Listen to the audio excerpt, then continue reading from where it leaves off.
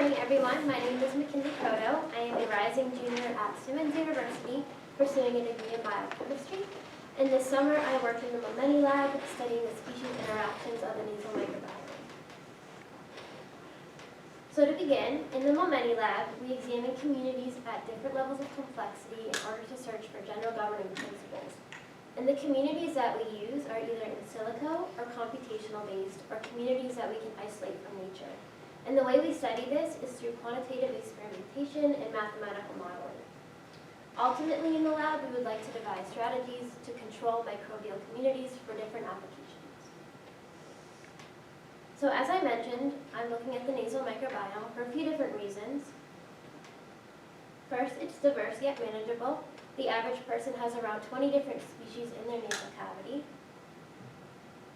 It's also culturable, so we can easily grow the species in lab.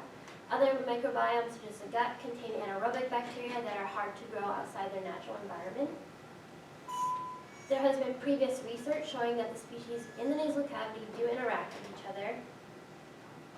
And it's medically relevant as there are opportunistic pathogens within the nose that can cause disease upon the right conditions.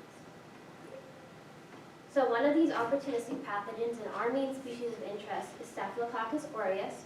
It's very prominent in the nose and it can cause a wide range of infections.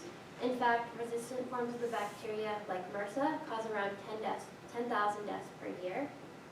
And there's also been data showing that there are harmless species in the nose that can inhibit staph growth. So right here I have a chart of some of the most common species found in the nose. And so alongside Staph aureus, you can see that there's a high abundance of Corynebacterium and Staphylococcus non-aureus. And so to better represent the environment in the nose, we wanted to choose one species of the Corynebacterium and one of the Staph non-aureus. So we use Corynebacterium tuberculosericum, strain 1821, as well as Staphylococcus non-aureus, strain 1850. So the overall objective of my project is to eliminate or inhibit the colonization of Staph aureus via nasal microbiota community restructuring. And by better understanding the interactions between the species, we can develop a network diagram. So to understand these species, we first need to understand the underlying chemical interactions that occur between them. There are a variety of different chemical and environmental factors like nutrients and pH that can affect the microbial community's composition. And so we understand these factors, but how can we study them? Well, there are two main experiments that we perform. First, we have our supernatant exposure experiment, and then a pH experiment where we grow our cultures in pH at varying, and media and varying pHs. So for our supernatant experiment, we grow two species in culture. Once they've reached turbidity, we can then centrifuge them, and after centrifuging them in the tube, you're left with a pellet of cells at the bottom and a liquid above called the supernatant. So for our tested species, we pour off its own supernatant, and we add the supernatant of our supernatant species. We can then grow the species together in a 96 well plate and track the OD levels over a set period of time. And so here I have a graph of some of how the supernatant can affect our species. So I have our three species of interest grown in three different supernatants. And as you can see, the composition of the supernatant does have a great impact on the species growth. I also have some pH data, and we can see the same thing. The pH of the media does have a significant impact on the growth. And when choosing a pH for our experiments, we need to look at a few different factors. Ultimately, we would like to get the carrying capacities and growth rates of all of our species within the same range in order to allow them the equal chance to grow. And for our co-culture experiments, we have found that pH 6.3 is the best for this. So these two experiments are very important because they provide us with experimental data and information about the species interactions that then get directly inputted into our computational model. And from there, our computational model can allow us to make predictions about how species will interact one-to-one. And we can validate these outcomes of prediction through the use of our co-culture experiments because ultimately we would like to get our model to match our experimental data. which will allow us to further optimize our model. So for our co-culture experiments, we look at Staph aureus alongside our Staph non-aureus strain 1850, and we also look at Staph aureus alongside our Corynebacterium strain 1821. And we can, through the use of a plate reader, we can track the OD and fluorescence over time. Our Staph aureus strain contains a GFP, which allows us to track this fluorescence. So as for the protocol, we grow 2 species in culture. We then put them in the 96 well plate, and we take readings in our plate reader. After 24 hours, we can take a small sample and perform a serial dilution before plating on agar. And then after a couple days of incubation, we can count the colonies formed on the plates. Also, after 24 hours, we transfer the cultures to fresh media to allow them to continue to grow, and we repeat this process for 5 days.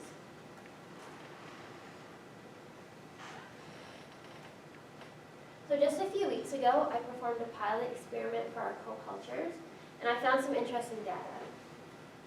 So if we zoom in, this little white colony is our CT1821, and as you can see, it's releasing these particles and extracellular matrix down into the agar, which we believe could be a possible stress response.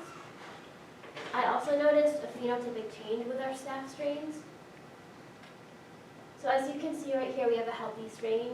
It's light yellow in color, rounded and slightly glossy. And we give it the name healthy because it looks just like how we would expect our original strain to look. And on the right, I have an unhealthy strain. You can see the colonies are larger, darker yellow in color, and they have this inner ring. And we've termed this unhealthy because these species not only look different than our original Staph aureus, but they also behave abnormally. And this change carries over to our monoculture, so we believe it could be genetic. And here I have a growth chart of our 3 species over the course of our experiment. And as you can see, the healthy strain closely mimics the growth of our original strain, while the unhealthy reaches a much higher carrying capacity. In fact, the carrying capacity is 1.35 times greater than the original strain. And when comparing the growth, we found that the unhealthy strain's growth rate was 1.5 times greater than the original. We also compared our CT1821 strain with the unhealthy, being that colony releasing the extracellular matrix. And we found that the growth wasn't significantly impacted. However, that isn't to say that it couldn't carry over to future generations. And so we have these predictions from the model. We can begin to validate with our co-culture experiments in the co-pilot to optimize our model, but this can be further validated through the use of our 5-day co-cultures. So we use various starting ratios, a 1-to-1 ratio, a 1-to-10, and a 1-to-100 ratio of our Staph aureus to our other species respectively. We then track the OD and fluorescence over 5 days. And so right here I have a relative abundance graph of our Staph aureus and our Staph non-aureus strain 1850 in a 1-to-10 co-culture. And as you can see at time point 0, before we put the plate into the plate reader, that there's a higher relative abundance of our Staph non-aureus. But by day 1, the relative abundance for Staph non-aureus drops to around 0%, while our Staph aureus strain takes off for the course of the experiment and generally stays around 100%. We did notice at days 1 and 3 that there was a 0% abundance for both of the species, which could be due to human error, experimental error, or the species could be experiencing a population crash. And this can be compared to the outcomes from the model. So as you can see in the blue, the Staph aureus reaches a higher population density than our Staph non-aureus. And then by day 2, it levels out and it remains fairly constant through the course of the 10-day simulation. And then here's a relative abundance chart of our Staph aureus and CT1821 1-to-10 co-culture. And as you can see, the CT1821 does start with a higher abundance, but by day 1, it does reach 0. And our Staph does take off, and it generally stays around 100% relative abundance.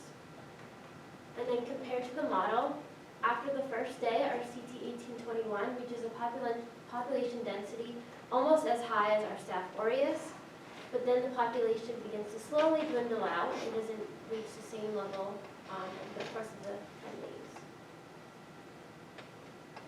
And so from this data, we can conclude that our outcomes from the model don't exactly fit the data that we found in the co-culture experiments. When comparing the ratios, the 1 to 1, the 1 to 10, and the 1 to 100 ratios, we found that they aren't as significant in deciding the composition of the community. And at the days 1 and 3, there could be a population crash experienced by the community. So in the future, I'd like to repeat the co-culture experiments in order to better optimize the model to make sure our data really is fitting the outcomes.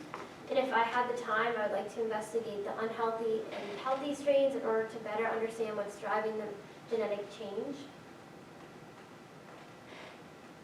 I'd like to thank my mentor, Sandra Dadrick, and my PI, Dr. Babak Momeni, as well as the BCRAU and NSF for providing me with this opportunity, and thank you all for being here today.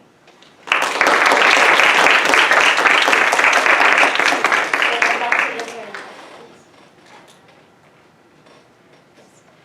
So I might be totally off. I'm just curious that, so if you have unhealthy microbiome actually like in your body, then does that say that you are in a healthy state? Is it correlated? Well, so even in a healthy person, you can have Staph aureus colonizing, but it doesn't always mean that it will cause disease. These are opportunistic pathogens or pathobionts, so it has to be the right conditions for it to cause infection. Yes. So one thing I didn't understand, in the model you have, like it grows and then at some point it suddenly crashes. Oh, Why yeah. does it crash? So these little dips right here occur when we transfer the cultures over to fresh media each day. So Can I think of it as basically they run out of food? yeah, so after a day we transfer to the new media, and then again they have to start over and go again, and it repeats itself. Thanks. Yes. Also on the slide, for the relative abundance of the CG1821, Yes. why does it become negative? Am I reading that correctly? So right here. Yeah. So in Excel, the graph has a smoothing option. So it really is at 0%. It doesn't become negative. It's just something, a feature of the program. Got it. Thank you.